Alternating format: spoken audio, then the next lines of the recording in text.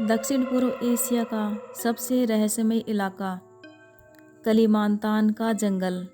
गांव वाले इसे कहते हैं हुतान के मातियान, मृत्यु का जंगल।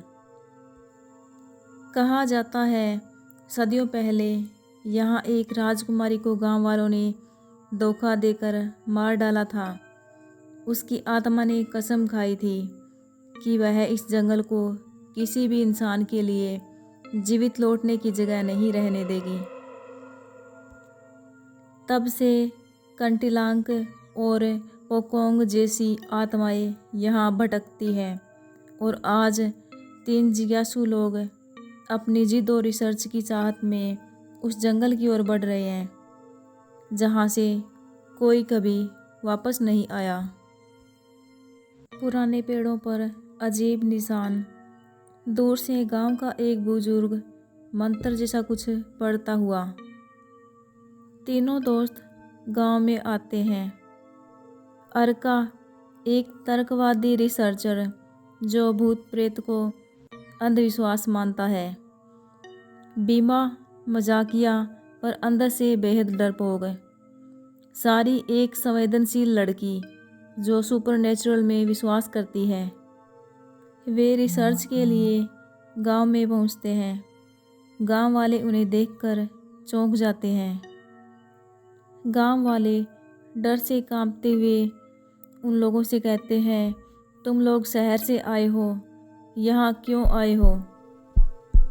अर्का मुस्कुराकर जवाब देता है, हम रिसर्चर हैं। हम जानना चाहते हैं कि ये जंगल सच में डरावना है या ये बस अंधविश्वास है।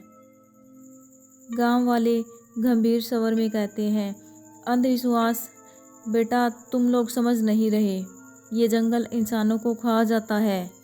कंटिलांक, पोकांग और पता नहीं कौन कौन सी आत्माएं वहाँ रहती है। सारी धीमे स्वर में कहती है, लेकिन अगर ये सब सच है तो आप लोग अब तक वहाँ क्यों रहते हैं? बूढ़ी औरत आंखों में आंसू लिए कहती है, क्योंकि हम मजबूर हैं। हम पीढ़ियों से यहाँ रहते आए हैं, लेकिन हम जानते हैं रात होते ही कोई भी जंगल की तरफ नहीं जाता। बीमा हंसते हुए लेकिन कांपते हुए कहता है, तो मतलब रात में जाना पड़ेगा असली सच देखने के लिए। वो तीनों उन गांव वालों की बातों को नज़रअंदाज कर देते हैं और रात हो चुकी है, बारिश रुक गई है, लेकिन वातावरण में एक अजीब खामोशी है। तीनों टॉर्च और कैमरा लेकर जंगल की ओर निकलते हैं। हर कदम पर ऐसा लग रहा था जैसे कोई उन्हें देख रहा हो। हवा भारी हो चुकी थी और कीड़ों की आवाज़ें भी मानो चेतावनी दे रही थी। जैसे ही वे जंगल में गहराई तक जाते हैं, उन्हें पेड़ों पर अजीब सिंबल नज़र आते हैं। सारी कहती है, ये चिन्ह ये तो किसी ब्लैक रिचुअल जैसे लग रहे हैं। अर्का मुस्कुराकर कहता है, हो सकता है ये ट्राइबल लोग अपनी सुरक्षा के लिए बनाते हो, डरने की ज़रूरत नहीं। अचानक दूर से महिला की हंसी गूंजती है। सारी डरकर कहती है, तुम दोनों ने सुना? बीमा कांपते हुए, हाँ, और वो हंसी इंसानी नहीं थी। जंगल की गहराई में उन्हें एक पुराना लकड़ी का घर दिखाई देता है। दरवाज़ा अपने आप चर चर की आवाज़ के साथ खुलता है। अंदर टूटी कुर्सियाँ, मकड़ी के जाले और दीवार पर खून जैसे धब्बे। सारी धीरे से, ये खून के निशान इतने पुराने कैसे हो सकते हैं? अर्का हिम्मत दिखाते हुए कहता है, ये सब नेचुरल रस्ट है और फंगस होंगे। तुम दोनों डर रही हो बेवजह, लेकिन तभी खिड़की से कंटिलांग का चेहरा झलकता है। उसके लंबे बाल हवा में उड़ रहे हैं, आंखें लाल और उसके होठों पर अजीब सी हंसी। बीमा चीखते हुए, अर्का वो देखो। बीमा भागने की कोशिश करता है, लेकिन अचानक उसके सामने पोकोंग कूद कर आ जाता है, पूरा शरीर कफन में बंधा, मुंह सिला हुआ, आंखें बाहर निकली हुई। बीमा रोते हुए कहता है, नहीं मुझे छोड़ दो। वह ज़मीन पर गिर जाता है। सारी अपने चारों तरफ बच्चों की खिलखिलाहट सुनती है। पेड़ की डाल पर छोटे छोटे भूतिया बच्चे बैठे हैं जो हंसते हुए उसकी ओर इशारा कर रहे हैं। सारी चीखते हुए कहती है, हमें जाने दो प्लीज़। तीनों किसी तरह भागते हैं, लेकिन हर रास्ता उन्हें बार बार उसी हॉन्टेड हाउस के पास वापस ले आता है। अर्का घबराकर कहता है, ये कैसे पॉसिबल है, हम बार बार वहीं पहुंच रहे हैं।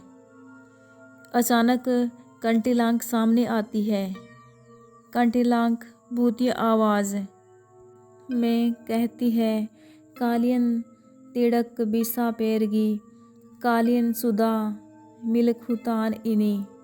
तुम लोग जा नहीं सकते, अब तुम इस जंगल के हो। पेड़ की जड़ें अर्का को पकड़ लेती है। ये तीनों दोस्त जंगल के बीचों बीच एक केले के बहुत बड़े पेड़ के नीचे खड़े हैं। पेड़ ज़ोर ज़ोर से हिल रहा है और कंटीलांक पेड़ पर बैठी ज़ोर ज़ोर से हंस रही है। जब तीनों दोस्त डर के मारे जंगल में और गहराई में चले जाते हैं और उन्हें सामने एक पेड़ पर कंटीलांक लटके हुए दिखती है। कंटीलांक केले के पेड़ पर उल्टा लटकी हुई है, सफ़ेद कपड़े पहने हैं, आंखें लाल दिख रही है और चेहरे पर खून लगा है। बाल खुले लंबे लटक रहे हैं। तीनों दोस्त कंटीलांक को देखकर घबरा जाते हैं और डर के मारे चिल्लाने लगते हैं। वो डर कर भागते हुए इधर उधर दौड़ते हैं और उनकी टॉर्च गिर जाती है। तीनों दोस्त भागते हुए अलग हो जाते हैं। अरक्का को महसूस होता है उसके पीछे कोई परछाई खड़ी है, लेकिन जब वो देखता है वहाँ कोई नहीं होता, सिर्फ आहट होती है। वो इधर उधर भागने लगता है। तभी कंटीलांक पीछे से आकर उसे पकड़ लेती है और उस पर प्रहार कर देती है। तीनों दोस्त बड़ी मुश्किल से जंगल से भागकर बाहर गांव की ओर आ जाते हैं। गांव के लोग भी डरे हुए होते हैं। सब अपने दरवाजे खिड़कियां बंद कर लेते हैं। कंटीलांक और पोकोंग कई आत्माएं हवा में उड़ती हुई घरों की छत पर दौड़ती है उनके पीछे। कोई भी उन तीनों को अपने घर के अंदर नहीं आने देता। सभी अपने घर में चले जाते हैं। वो तीनों दोस्त भागते भागते एक बुजुर्ग के पास पहुंचते हैं जो कुछ रिचुअल्स कर रहे हैं और मंत्र पढ़ रहे हैं। वो बुजुर्ग उन तीनों दोस्तों को हौसला देते हैं और उनकी मदद करते हैं। वो लगातार तेज़ तेज़ मंत्र पढ़ते हैं और तभी कंटीलांक उनके पीछे आ जाती है।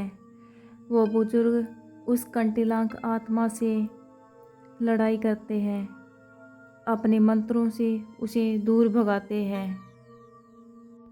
लेकिन कंटीलांक बहुत शक्तिशाली आत्मा थी। वो इतनी जल्दी काबू में नहीं आती। वो बुजुर्ग अपने मंत्रों और अभिमंत्रित जल से उस आत्मा को काबू करते हैं। जैसे ही वो बुजुर्ग उस आत्मा पर जल छिड़कते हैं, वो आसमान में चली जाती है और धुआं धुआं होकर उड़ने लगती है। कंटीलांक आसमान से धुआं बनकर गायब हो जाती है, लेकिन पास की नदी में कंटीलांक की आत्मा की छवि पानी में बनती है। कंटीलांक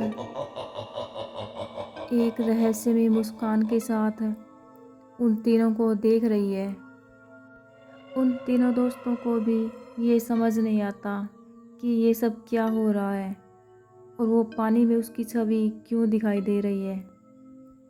पर अब वो तीनों सुरक्षित है। हुतन केमितियान का जंगल आज भी वैसा ही है। लोग कहते हैं रात को अब भी औरत की हंसी गूंजती है। शायद वह अब भी किसी का इंतजार कर रही है।